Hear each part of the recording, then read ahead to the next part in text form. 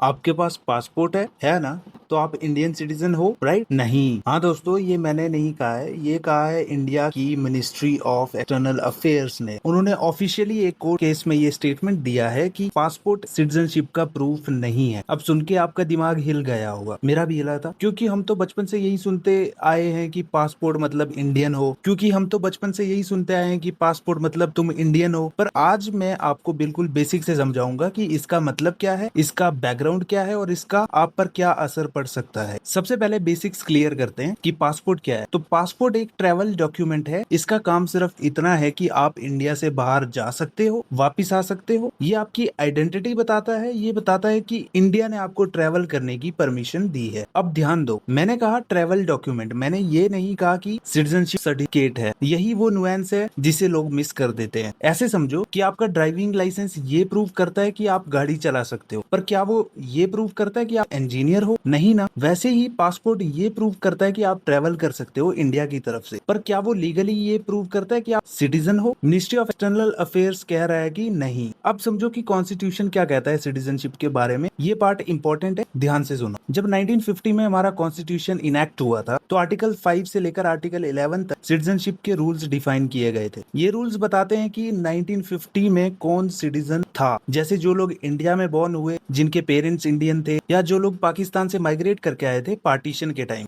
पर ये आर्टिकल सिर्फ उस वक्त के लिए थे, मतलब 1950 के आसपास के लिए। बाद में आर्टिकल 11 ये भी कहता था कि पार्लियामेंट को पावर है कि वो सिटीजनशिप के रूल्स बना सके। इसी पावर के अंडर बना था सिटीजनशिप एक्ट 1955। अब सिटीजनशिप एक्ट 1955 क्लियरली डिफाइन करता है कि कौन इंडियन सिटीजन है। इसमें कुल मिलाकर 4 क्राइटेरियाज थे जिसकी वजह से आप इंडियन सिटीजन हो सकते हैं। पहला था बाय बर्थ, यानी अगर आप इंडिया में पैदा हुए तो आप यहाँ के सिटीजन हो सकते हो। दूसरा था बाय डिसेंट, यानी अगर आपके माँ बाप इंडियन थे तो आप यहाँ के सिटीजन हो सकते हो। तीसरा था बाय रजिस्ट्रेशन, यानी कि कोई फॉरेनर जो है रजिस्टर करके इंडियन सिटीजनशिप पा सकता है अगर अप्रूवल मिल जाए तो। एंड चौथा था बाय नेचुरलाइजेशन, यानी अगर कोई पर्सन लंबे टाइम से यहाँ इंडिया में रह रहा है तो उसे यहाँ की सिटीजनशिप दी जा सकती है। अब इस पूरे एक्ट में कहीं भी ये नहीं लिखा था कि पासपोर्ट सिटीजनशिप का प्रूफ है। पासपोर्ट आता है पासपोर्ट एक्ट 1967 के अंडर। वो एक अलग लॉ है। वो लॉ सिर्फ ट्रैवल डॉक्यूमेंट्स इशू करने के बारे में है, उसका सिटीजनशिप से डायरेक्टली कोई लीगल कनेक्शन नहीं है। तो technically ministry of external affairs गलत नहीं है। लॉ के हिसाब से पासपोर्ट सिटीजनशिप का प्रूफ कभी था ही नहीं।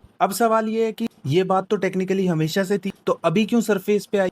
तो इसका कंटेक्स्ट समझो। ये statement ministry of external affairs ने तब दिया जब एनआरसी यानी नेशनल रजिस्टर ऑफ सिटीजन्स और सीएए सिटीजनशिप अमेंडमेंट एक्ट का मुद्दा गर्म था। एनआरसी का कॉन्सेप्ट क्या है कि हर सिटीजन को प्रूव करना पड़ेगा कि वो इंडियन है। अब अगर एनआरसी लागू होता है और आप कहते हो कि भाई मेरे पास पासपोर्ट है, मैं इंडियन हूँ, तो गवर्नमेंट का कहना है कि नहीं, पासपोर्ट काफी नहीं है, आपको अलग से सिटीजनशिप प्रूव करनी पड़ेगी, यानी कि आपको और डॉक्यूमेंट्स भी प्रोवाइड करने होंगे। और सीएए क्या करता है?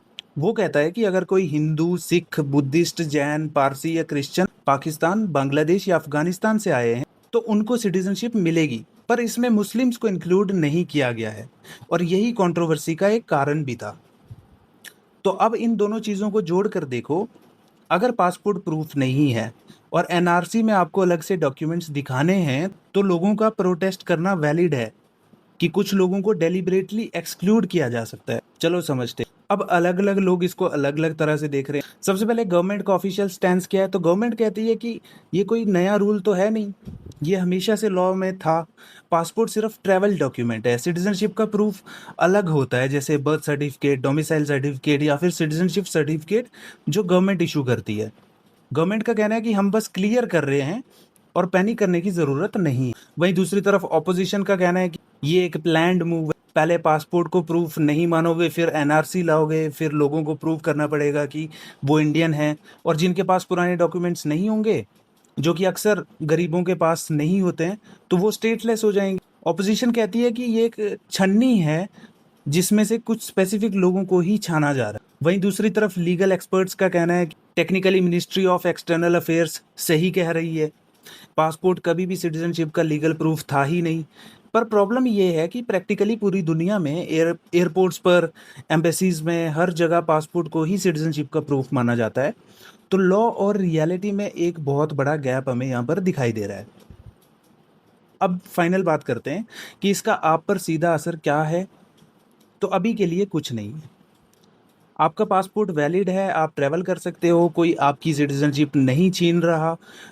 पर इसका इम्प्लीकेशन फ्यूचर में बहुत बड़ा हो सकता है। अगर फ्यूचर में एनआरसी नेशन वाइड लागू होता है तो आपको अपनी सिटीजनशिप प्रूव करनी पड़ेगी, और तब आपका पासपोर्ट काम नहीं आएगा। आपको बर्थ सर्टिफिकेट, पेरेंट्स के डॉक्यूमेंट्स, डोमिसाइल सब दिखाना पड़ेगा। और हम सब जानते हैं कि इस देश में कितने लोगों के पास पुराने डॉक्यूमेंट्स ऑर्गेनाइज्ड हैं, बहुत कम।